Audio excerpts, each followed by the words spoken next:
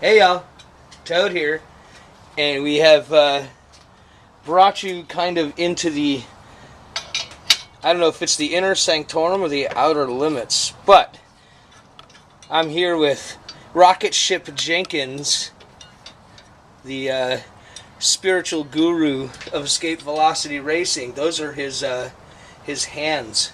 Hi! And the video here, what we're doing is we're trying to put the mother unit's van back together again. And we ran across something. I've been working on these engines for a long time. But pretty much from the poor guy perspective. And this was something new. This is a factory fresh, brand spanking new long block that we're putting together. And we ran across one of those moments where you say things that you wouldn't say in church, and we ended up having to go out and buy this rather diminutive and not expensive. How much did this tool cost there, Frank? It was like $13 at Napa, but you can get it online for probably $10. Yeah, I think I actually saw it at one point for $8.95 plus shipping.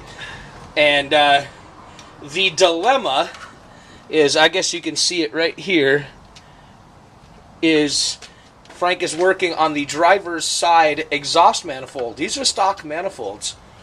And stock as in they are not headers, and stock in as they came with this particular van when it was built in 2001. And when we went to install them, how would you describe the problem?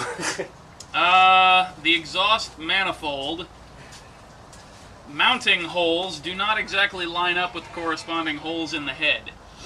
It appears that the manifold either shrunk a bit or it was made slightly small so that it can expand when it reaches operating temperature.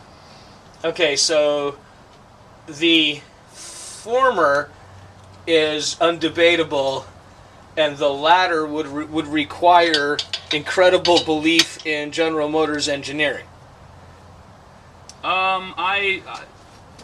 I'll believe just about anything when it comes to General Motors engineering. Yeah, but we're talking about a good thing. You think somebody sat down and actually figured out expansion coefficients? Maybe. I don't know. Okay, we'll give them the benefit of the doubt. The bottom line was, in all the years I messed around, I actually never had this happen. Ever. In fact, old Rocket Ship back there basically was on his own for about 5 minutes while I went inside and counted to, 814, something like that, to keep from killing a puppy or something. I was not happy. And the only thing I can come up with is that this is the only time I can think of where I've actually put a factory fresh motor in. So maybe there is, maybe the dang things just expand over time, and when we put the old ones back on a brand new block.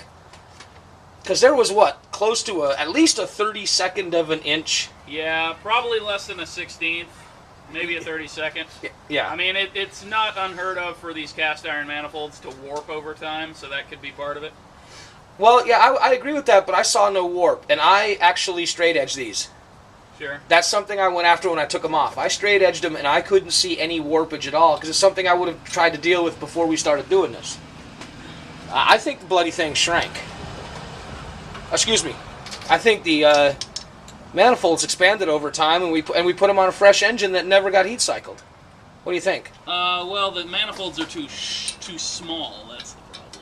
So they shrank. Yeah. That, if my theory is correct, they shrank over time. Or General Motors tolerances just aren't what they should be. That's also a distinct possibility. Anyway, at the end of the video, we're going to show you this little tool. Because if you're ever caught in this pickle, hey Frank, how fun was it to do the other one by hand? Not. He did do the passenger side one by hand, and it was less, shall we say, off than the driver's side ones. The driver's side one stopped us. Frank is, what are you, about 6'14"? Something like that. Nah, you're what, 6'5"? 6'4". Yeah. Maybe some change. Yeah.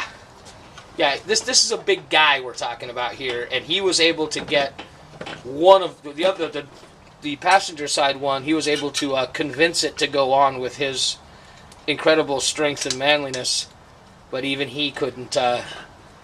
He couldn't make a mountain out of a molehill on this side. We had to go get the tool. So anyway, enough with the babbling. When we come back, we'll show you the tool and how it works.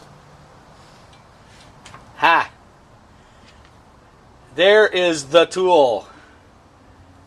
Now, wasn't that the easiest procedure you have ever done because of this wonderful tool? Oh yes. This was perfect.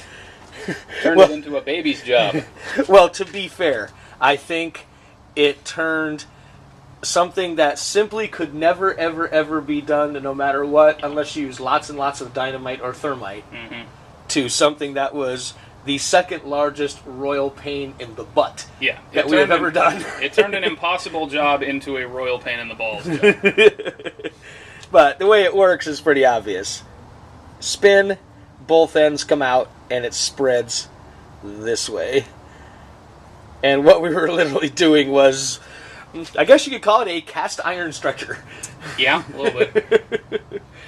So, what is the official name? It's an exhaust manifold spreader? Exhaust manifold spreader. So, specifically made for Chevrolet V8s, because apparently this is a Chevrolet problem. a Chevrolet challenge. So, okay, I guess you could use it for any spreading apart job. As long as that'll fit between your exhaust runners, you could use it for any exhaust. But the bottom line is, do we call this a really good $10 spent? Yeah. So in all fairness to the tool, great $10. A better money well spent would be not buying a van. Yes. Not buying a vehicle that has to have the exhaust put in after the engine is already in. That is a good thing. But I'd say in all fairness, it's probably a good tool, especially if you're going to be working with a lot of new stuff. Sure. Yeah, and all seriousness, if you're gonna get by I don't know if you heard me talking earlier. I think really part of the problem was that we got a brand spanking new block and 15-year-old headers. Yep. Just the cycling may have tweaked them out of shape. All right, what Lisle Lisle is the company that makes it. Yep. So there's the tool. We liked the tool. We hated that we had to have it. Yeah. But there you go. Fair winds, y'all. We'll see you next time around.